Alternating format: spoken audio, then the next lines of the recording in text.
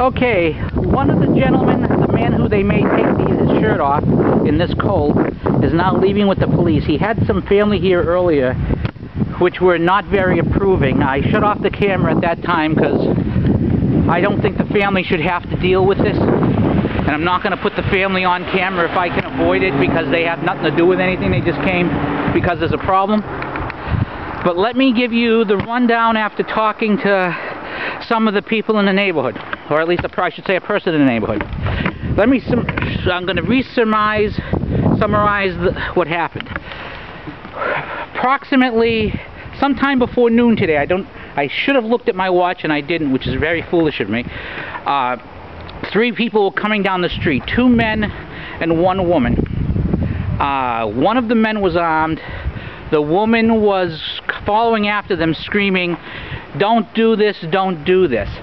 I had seen personally another person farther up the street, but the witness, says that person was just a person in front of their house telling them to get lost.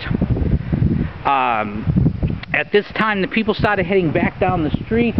The gun was handed to the gentleman who had a classic winter hat, you know, the one with the flaps and so forth. The ones that, you know, the one that Bill Cosby used to call the idiot mittens types of hats. At that point, I saw a car leave going down Fulton Street, and the police arrived shortly afterwards. There were 7 units altogether. The woman it was a very tense moment at that point. I filmed part of that in the first video that you already saw. That's uploaded to YouTube now.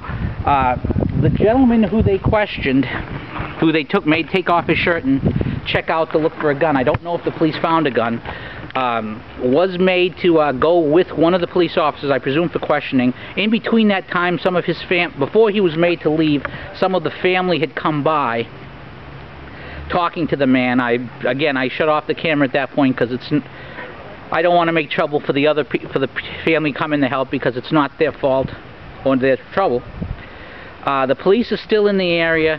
We haven't established if this was a domestic issue, whether it was a issue in terms of a criminal issue over drugs or whatever else. But generally the neighbors have kept inside looking out the windows because nobody wants to get shot, which is a normal and rational way of looking at things.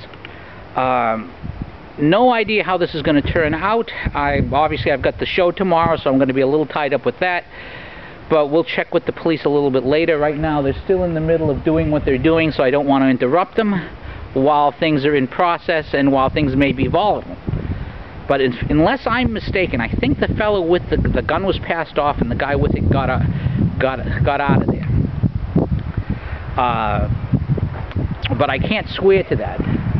So I will update you as I have more information. The neighborhood is starting to settle down a little bit more to normal, or at least as normal as it gets. And when I have more information, I will give it to you. This is Pete the Tech Guy signing off.